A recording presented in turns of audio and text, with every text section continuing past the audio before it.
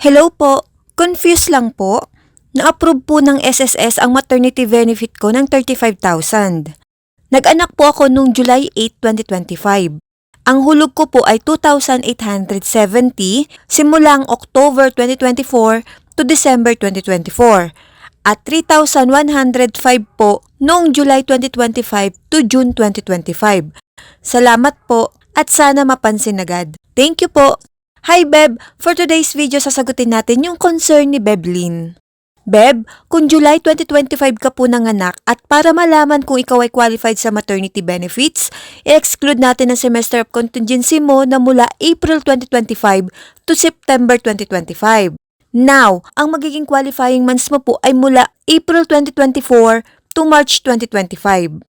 Dito po magsiselect ng at least 3 to 6 highest monthly salary credits at syempre dapat may hulog ka sa nasabing qualifying period para makompute ang maternity benefits mo.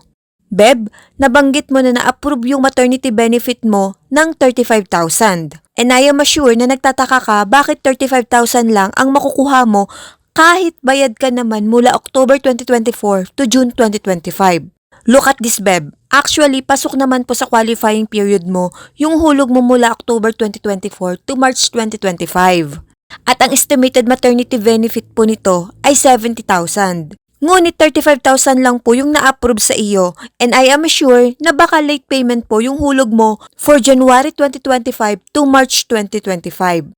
If ever na April 2025 mo lang po ito nabayaran, considered late payment na po ito. At hindi po ito mapapasama sa computation ng maternity benefits mo dahil nag-fall ang payment date sa semester of contingency mo. Kaya naman 35,000 lang po yung in-approve ng SSS.